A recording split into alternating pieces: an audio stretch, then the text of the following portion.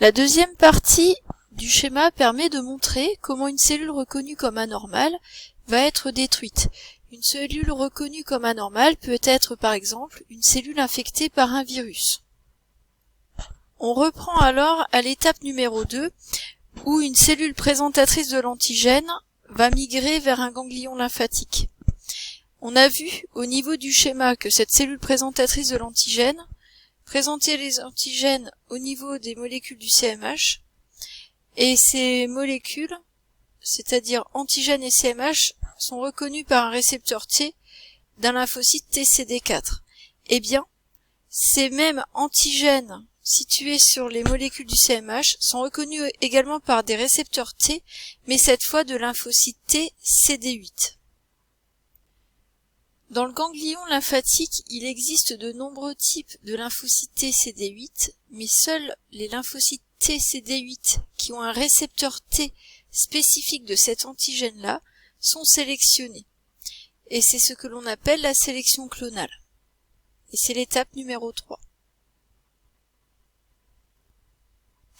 Ensuite, les LT-CD8 vont subir une amplification clonale.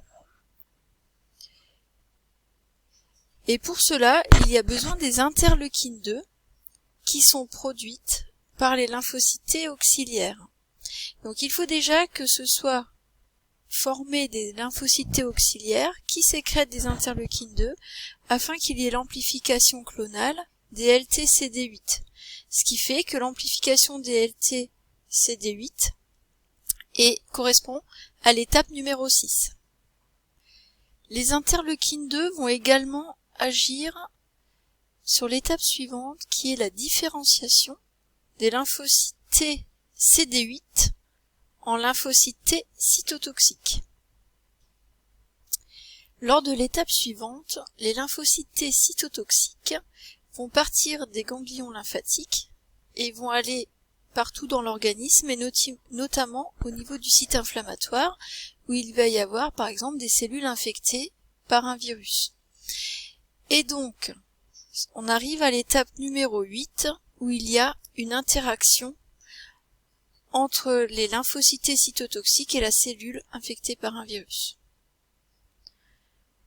On retrouve donc ici la cellule infectée par un virus qui expose les antigènes du virus sur les molécules du CMH et les récepteurs T des lymphocytes T cytotoxiques reconnaissent ensemble CMH, antigène du virus. Ainsi, les lymphocytes T cytotoxiques vont sécréter des molécules qui vont provoquer la destruction. Donc ça, ici, ça va être les molécules qui vont provoquer la destruction de la cellule infectée par un virus. Il peut y avoir différents types de molécules, donc ça peut être des molécules qui vont provoquer la perforation de la cellule infectée par un virus, ce qui fait que cette cellule infectée disparaîtra par cytolyse, c'est-à-dire par éclatement de la cellule, ou bien ces molécules peuvent agir sur la cellule infectée pour provoquer une mort cellulaire programmée, qu'on appelle l'apoptose. Dans tous les cas, les molécules fabriquées par les lymphocytes T cytotoxiques vont provoquer la dernière étape qui est l'étape numéro 9, qui va être la mort de la cellule infectée.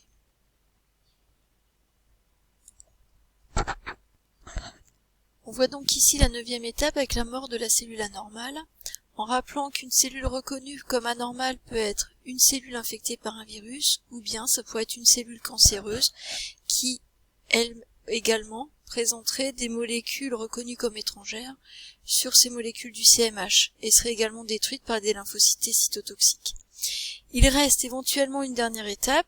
Quand la cellule anormale meurt, il y a des débris cellulaires qui peuvent être phagocytés. Et s'ils sont phagocytés, des phagocytes interviennent, et on a encore un lien entre les défenses innées et adaptatives. Ainsi, le schéma montre bien qu'en premier lieu intervient une défense innée au niveau du site inflammatoire lors de l'intrusion d'un élément pathogène.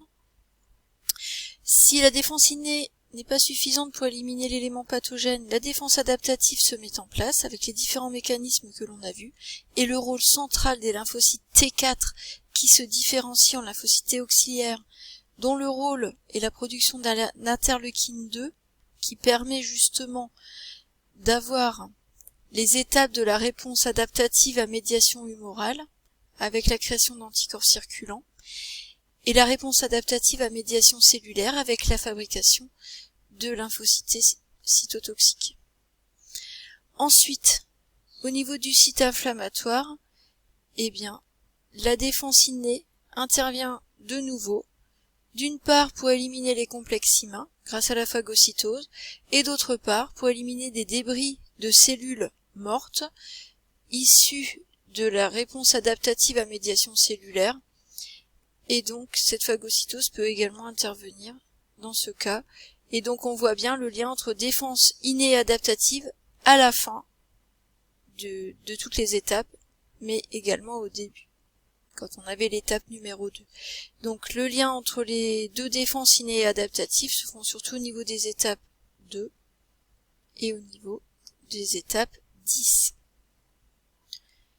Donc voilà, on voit sur le schéma, donc ici sont rajoutés les deux types de défense adaptative, à médiation humorale concernant les anticorps et à médiation cellulaire concernant les lymphocytes cytotoxiques qui détruiront des cellules.